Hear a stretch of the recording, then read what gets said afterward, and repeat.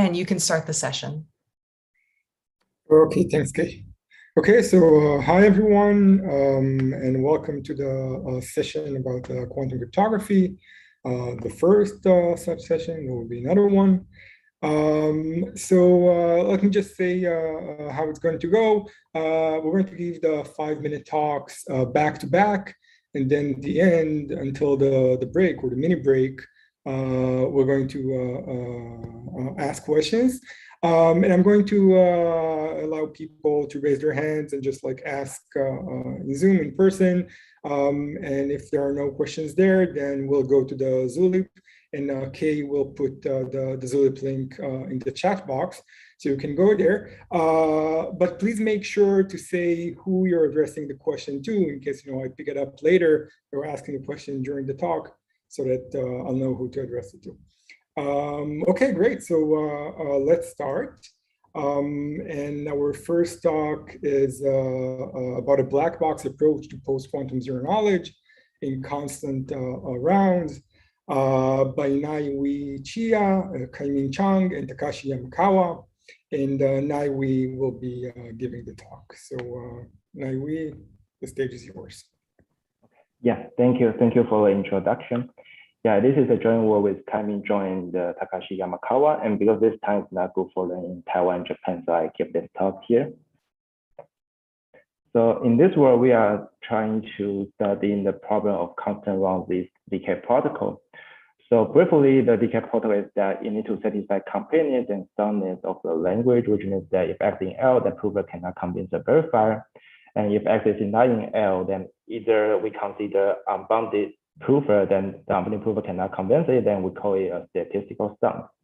And if we only consider efficient prover and the efficient prover cannot convince the verifier, then we call it computational sound. Then for ZK property, which means that if X is in L, we can only learn that X is in L, which means that the verifier cannot learn anything other than X, like the witness or the prover's behavior. So more formally, which means that there is an efficient simulator F for any efficient malicious verifier V star. For any efficient distinguisher, the distinguisher cannot distinguish P and S with more than negligible probability. And also in this world, because people want to have the wrong complexity to be as small as possible. So here we only allow P and V exchange constant messages. Of course, for each message, it can be like polynomial in long, but it cannot exist constant messages. So, and classically, yes, we have such protocols like Gorai-Kahan, Macaulay, and Witkerson in 1986. We have a polyround ZK proof based on one-way function. In 1996, Gorai-Kahan gives the 5-round ZK proof, which based on collision-resistant hash. And then in 1997, Belair, Jacobson, and Young give the ZK argument only 4 rounds based on one-way function. However, you can check that for here, the original ZK protocol we consider all have like classical adversaries and the classical simulator and classical distinguisher. So now, because we may have quantum computers in the future, then the question is that why if all the adversaries have quantum power? So like here, we are considering post-quantum constant round ZK for MP. So it is a classical ZK protocol, which means that all the interaction between the prover and the verifier are still classical. However, we consider the malicious adversary to be like quantum malicious prover for computational soundness and quantum malicious verifier for zero knowledge property. And also we consider quantum simulator and the quantum distinguisher. And yes, this has been studied before, like Warshaw in 2005 gave the first polyround ZK proof based on one-way function.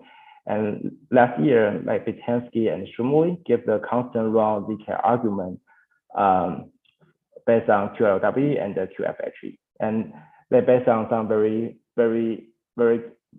excellent non-interactive, non-black box techniques. So now you may wonder, like, can we achieve constant round post-quantum ZK with weaker assumptions? Because QLW and plus QFHE are stronger than like previous assumptions we know for classical case? And also, can we just have back-bias simulation? So now we are trying to achieve all of these three at once, like constant run post-quantum ZK, weaker assumption, and the back-bias simulation. And in this work, we show that yes, you can achieve all of them at the cost of weakening the ZK property to epsilon ZK. So in this work, we give two protocols. The first one showing that assuming quantum LWE, there exists a post-quantum back-bias 5-round epsilon ZK proof for MP. And the second result showing that assuming quantum secure one-way function, there exists a post-quantum back-bias 9-round epsilon ZK argument for MP. So here, the definition of epsilon ZK is as follows.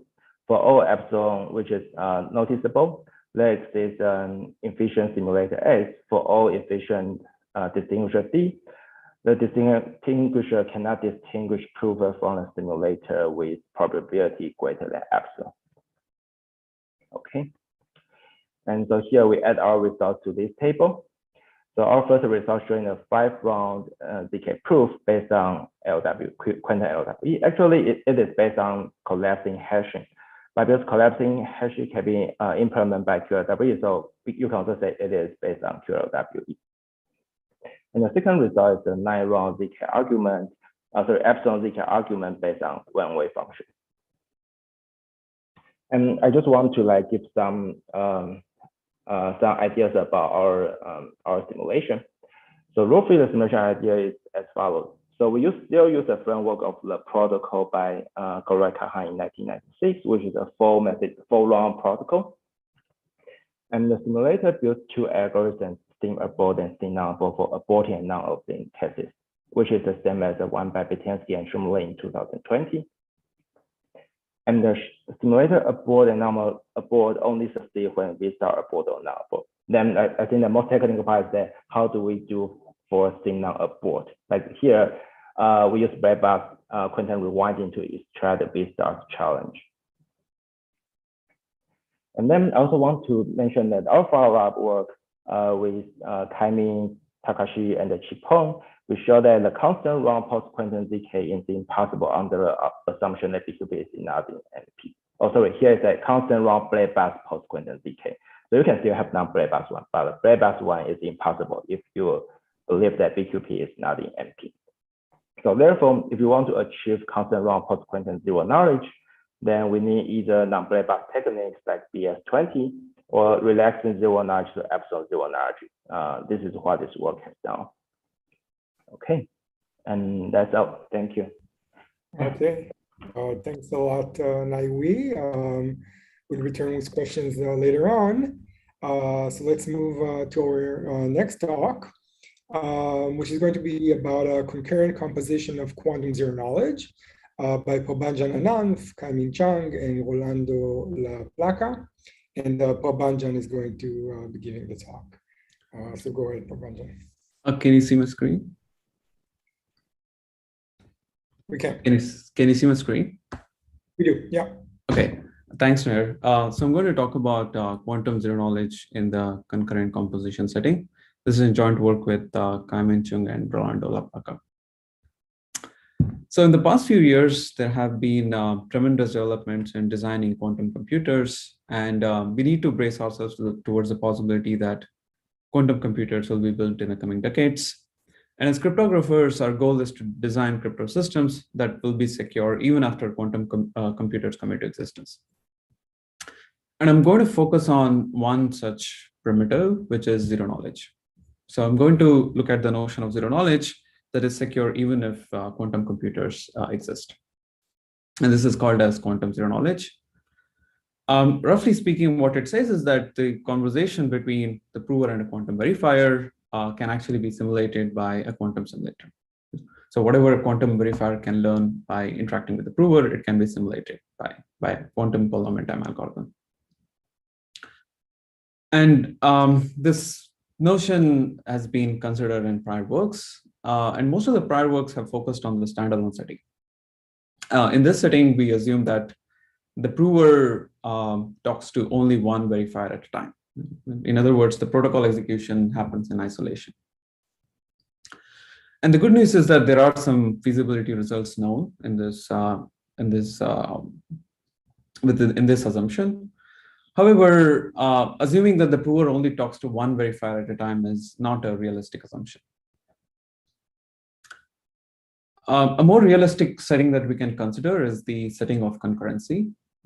And in this setting, the prover could be talking to multiple verifiers at the same time.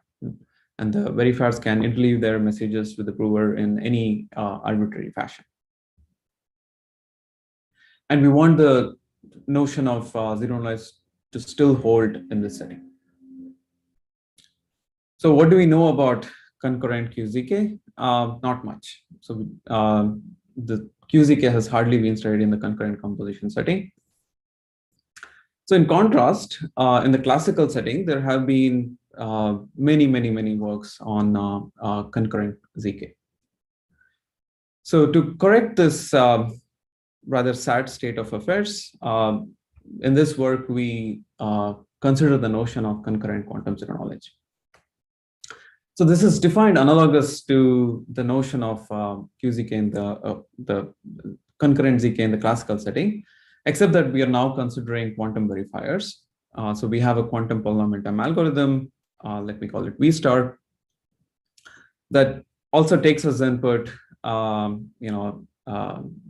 polynomial number of qubits as quantum advice, and then it can invoke Q verifiers, or we can call them sessions, that interact with the prover, right? And again, they can interleave their messages in any manner they want, and we want the zero knowledge properties to still hold. So there are two notions of concurrent quantum zero knowledge we can consider here. One is bounded concurrency, and another one is unbounded concurrency. So in the bounded concurrency setting, the Q, the parameter Q, is fixed as part of the protocol description. So for example, the communication and the computational complexity could depend on this Q. Unbounded concurrency, which is a stronger setting, doesn't have this restriction. The Q can be decided by the adversary dynamically. Okay, so let me state our results. So we initiate the formal study of concurrent quantum zero knowledge. So we show the feasibility of bounded concurrent QZK for all languages in NP. So we strengthen this result to also achieve quantum proof of knowledge. So this is the standard notion of proof of knowledge, except that you're arguing extraction against quantum provers, unbounded quantum provers. And even this result we get for all languages in NP. And finally, we get feasibility of bounded concurrent QZK for all languages in QMA. So QMA is a quantum analog of MA. Okay, so if you're interested in assumptions, we get the first and third results from post-quantum one-way functions, and we get the quantum proof of knowledge for NP from quantum hardness of learning with errors. So in the remaining time I have, I'm going to just highlight the main challenge that will come up in achieving feasibility of bounded concurrent QZK. So it turns out that classical rewinding strategies, which is the backbone of simulation, black box simulation strategies, they do not carry over to the quantum setting. And there are two reasons to it. One reason is, you cannot copy the state in a quantum state. And the second reason is what is called as the state disturbance principle. So you need to sort of simulate in a way where the verified state does not get disturbed. So commonly adopted two-step approach towards designing quantum zero knowledge is to first identify classical rewinding techniques that are quantum friendly. Right? So these are techniques that possess some additional properties. And the second step is to combine these quantum friendly classical rewinding strategies with Water's rewinding lemma to get quantum simulation. And we are going to follow this approach. And it turns out that if you follow this approach, most known classical concurrent techniques are not quantum friendly. So what we do as part of this work is to design a new quantum friendly classical rewinding technique that we call as block rewinding. And we show that the protocol of parsing and Bigstrom is bounded concurrent QZK with respect to this technique. Okay. And that's it. Thanks. Okay, thanks a lot, Pavanjan. Let's move to our next talk about multi-theorem designated verifier s-6 for QMA by Omri Shmueli. Omri, go ahead. Thank you for the introduction here. So in the next 5 minutes, I'm going to give a very brief overview on this work. So ideally, what we would like to achieve is a real s-6 for QMA, where a trusted party samples this a common reference string, a classical string, and then any prover can give a non-interactive proof for any yes statement of the QMA language. Now, for NP, we already know how to do this under the learning with errors assumptions. And this is the work of Canetti et al. And then Pikert and Sheehan. But the state of things for QMA is very, very, very different. We don't have s-6 for QMA like I defined in the previous slide under any assumption. So what we do know in terms of s-6 for QMA, I mean, in which models of s-6 do we know how to construct for QMA? So this is the standard CRS model, but if we move to the designated verifier model, where the trusted party also samples a trapdoor, a secret verification key for the verifier, then in this relaxed setup, we do have s-6 for QMA. We do have designated verifier, s-6 for QMA. And in this work today, we're going to address two issues with designated verifier s-6 for QMA that we try to fix. The first is that we don't have prior work don't achieve multi-theorem security, or also called reusability of the trusted setup. More specifically, we don't know how to prove that the previous protocol have multi-theorem soundness. That is, even if a quantum polynomial time malicious prover sees this setup, it can send repeatedly proofs to the verifier, and each time get the either rejection or acceptance bit of the verifier, and then it can maybe, after this process, break the soundness of the system. So what we would like to do first is to achieve reusability of the trusted setup. This is especially relevant because if we think of in the real world, we don't have a trusted party. We implement the trusted party usually, if this is in the CRS model, using a multi-party computation, which is interactive. And if we need to interact for every proof that we get, this is somewhat like just an interactive protocol. So we would like to interact once to generate the setup, and then have an s-6 from this point on. The second problem with designated verifier setups is that the trusted party needs to execute for each new verifier that wants to join the system. It needs to sample a new secret verification key for each verifier that wishes to join. And what we would like to achieve is a setup where the trusted party runs once. It generates this classical string that everybody can see in the sky. And then every verifier that wishes to join, it's going to sample by itself a public and secret verification keys. It's going to publish the public key. And any prover can prove seeing the CRS and the public verification key of this specific verifier. This is called the malicious designated verifier model, suggested first by Quach, Rothblum, and Wicks. So naturally, we would like to have this setup and also keep the reusability of the setup. We will define it next, what exactly we are going to get. So our results is that if we assume the standard polynomial hardness of the learning with errors assumption. We can construct a reusable, malicious designated verifier, a non-interactive zero-knowledge protocol for QMA.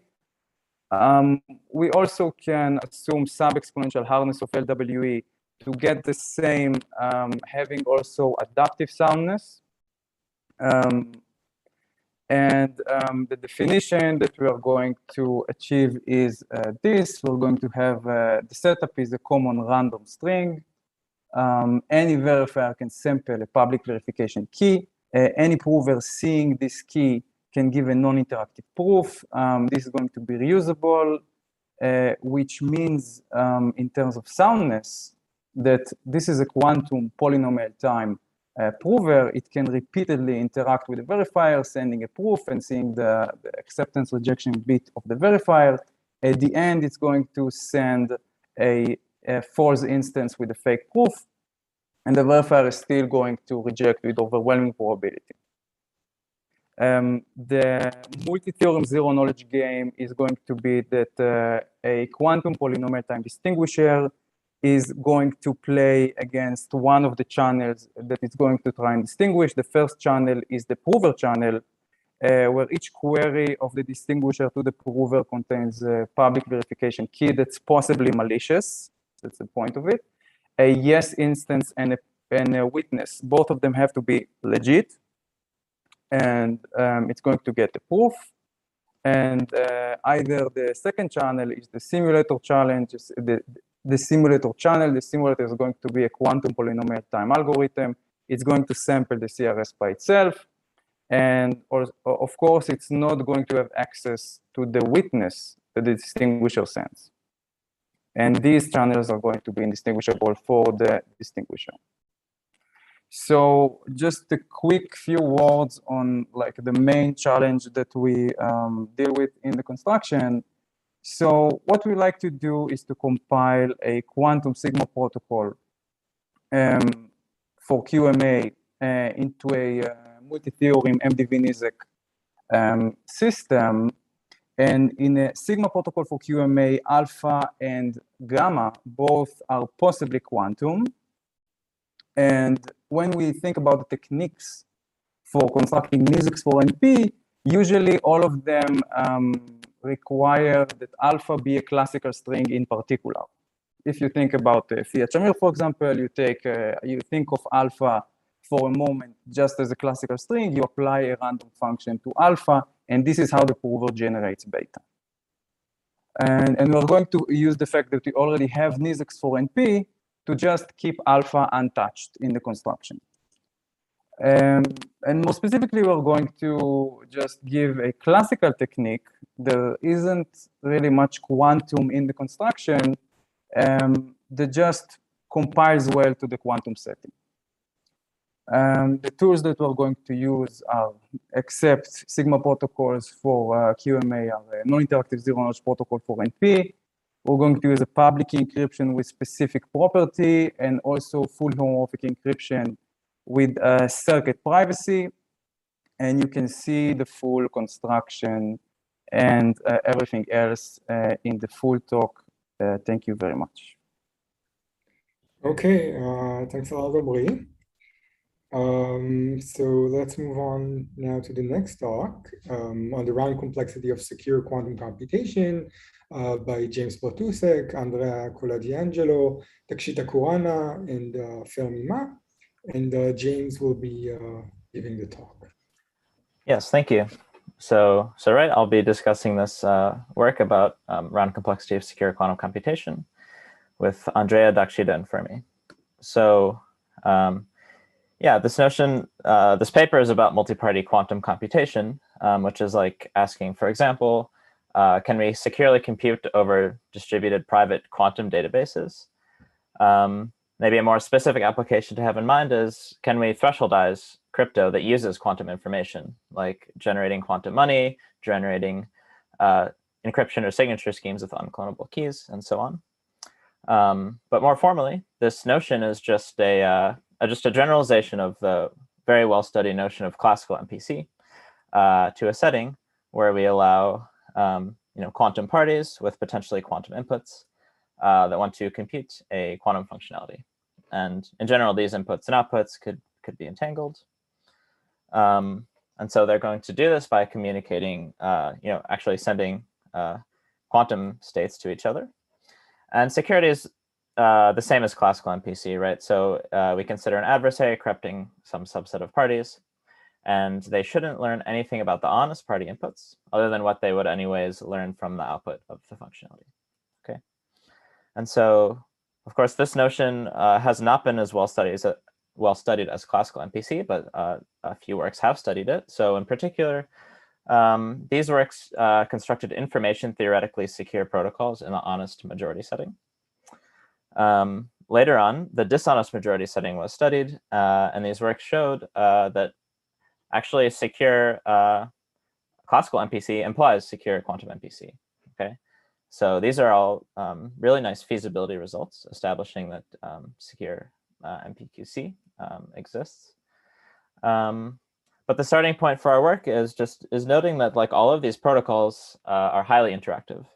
And in particular, like the number of rounds of communication grows with the depth of it, even the quantum circuit being evaluated, along with the number of parties and security parameter.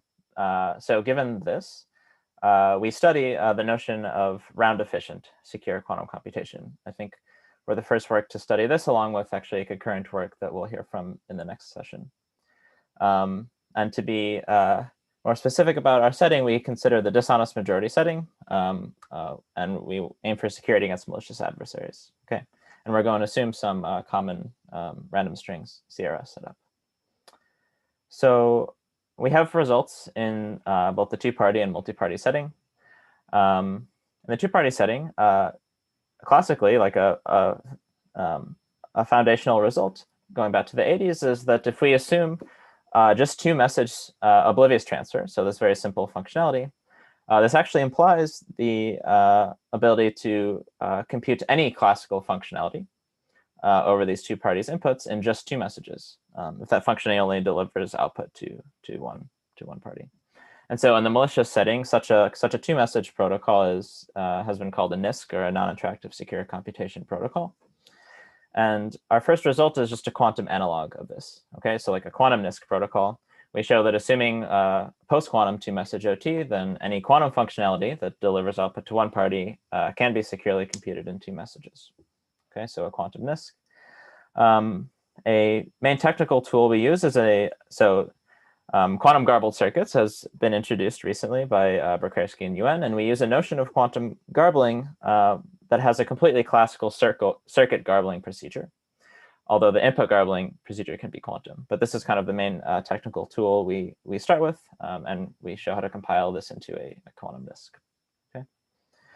So our next natural question is, okay, so what if both parties want to output, right? The NISC is just in the case where one party gets output. And what if we still want to do this in a round optimal way? So namely 2 rounds. There's a reasonable classical approach to doing this given a NISC. So you take your functionality with 2 outputs now and split it up into these 2 separate functionalities, one that delivers output to party A and one that delivers output to party B. And now if you have a NISC, you can kind of just run these 2 functionalities in parallel using your NISC. Okay. So this is a natural approach that can be made to work in the classical setting that runs into some pretty big difficulties in the quantum setting. So first, if these inputs are quantum, this seems to require cloning them, which in general may not be possible. Kind of even worse, if this functionality is randomized, then in order to ensure that these outputs are like properly jointly distributed, what you have to do is kind of like fix a random string, the same random string to use in both parallel protocols, right? And this is really not possible in the quantum setting because like randomness can actually come from measurement, okay? So this is just to highlight some challenges in extending our NISC to like a protocol with 2 where both parties get output. And our next result is studying the setting of 2-round 2PQC, and we show how to construct it in a couple relaxed settings, okay? So first, if we assume that there is the parties are allowed some input independent preprocessing, like maybe one party sends a message to another party that doesn't depend on their input. After this point, we can just do a 2-round protocol, assuming sub-exponential LWE. The other relaxed model we consider is that we show that this 2-round 2PQC does exist, but with respect to a quantum oracle, or so obfuscation of quantum functionalities, which is really like a proof of concept result, since we at this point have no really heuristic way to instantiate such an oracle. And kind of an interesting open problem that remains is really does round optimal two-party quantum computation exist in the CRS model? Okay. So yeah, I'll just briefly say what results we have in the multi-party setting. And here the additional challenge, if you want a constant round protocol, is to remove the round dependence on the number of parties.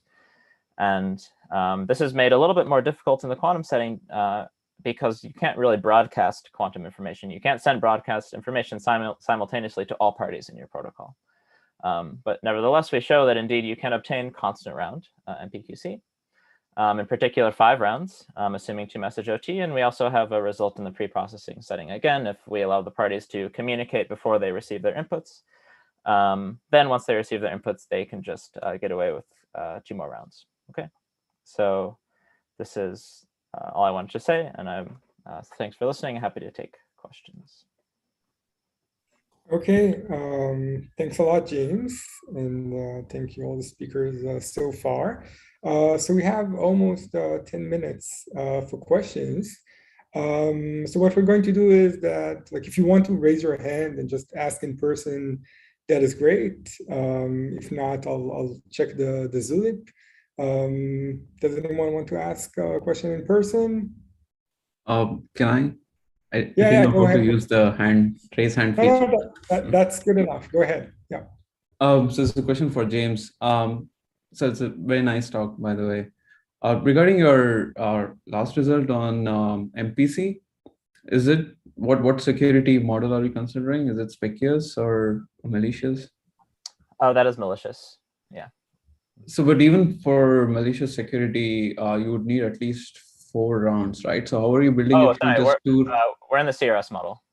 Oh, so when you say 2-round OT, it's 2-round OT in the CRS yes, model. Everything is in the CRS model. Everything is malicious in this paper. Yeah. Okay, thank you. Yeah, Akshay, go ahead. Yeah, my question is for Naihul. So are there any fundamental barriers to achieving 4-round epsilon ZK? So I think your protocol achieves 5 rounds, right? Yes. I think to achieve 4-round, probably we need extractable commitment, post-quantum extractable commitment. So for the 5-round, we need the additional round is because that we need a collapsing hashing function in the beginning. So yeah, I think this is one direction we are trying to, we are thinking, but yeah, we haven't had a very good answer like how to achieve 4-round. Yeah, but there is a gap between 3-round and 5-round. So yeah, that's one very good question. Yeah. Thanks. Anyone else?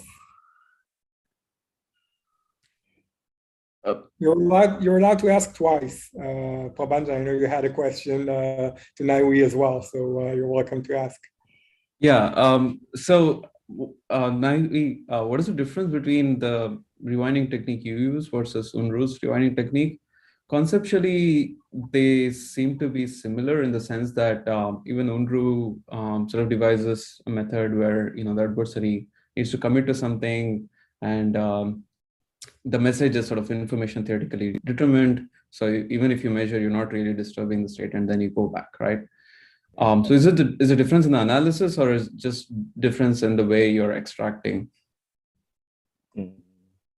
Yeah, because I'm not familiar with Unruh's technique, so I don't know how to, but for our technique, which is that we use virtual rewinding, but because when you do the commitment, the verifier do a commitment, it cannot do the strict binding if it wants the strict hiding.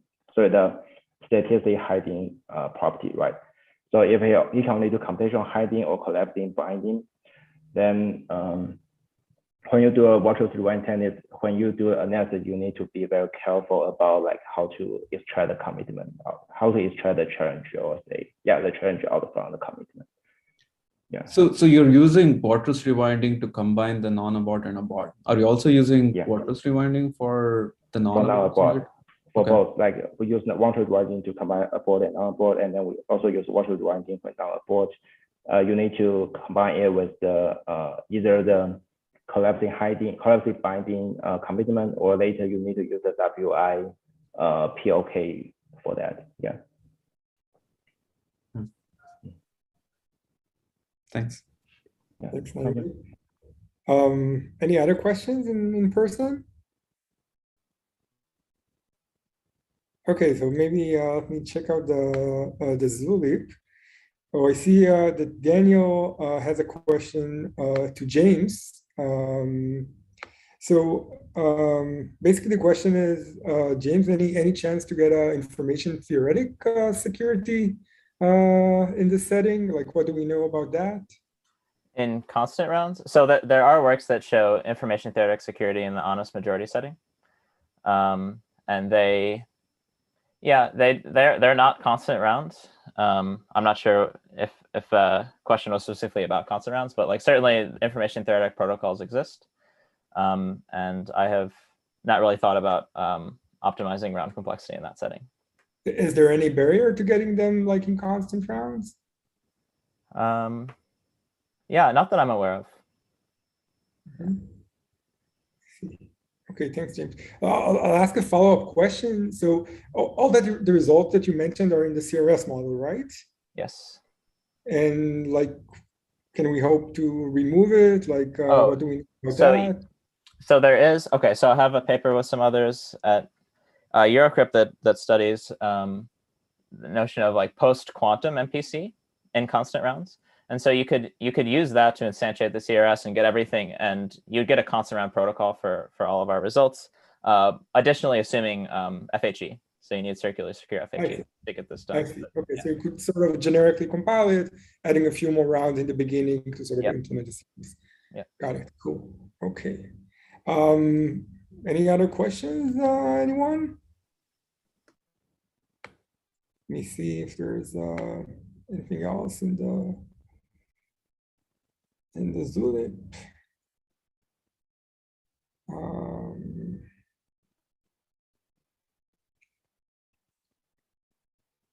Okay. Yeah, so I don't know, maybe I missed anything, but so any other questions? Just making sure I didn't miss anyone. Okay, great. Yeah, you know, the Zulip feed is alive, and the speakers can check out also the questions later on and answer. So if you think about something you forgot to ask, just go ahead and they might just answer it later. So we have a mini break now, and we'll resume in about 12 minutes. Yes, so feel free to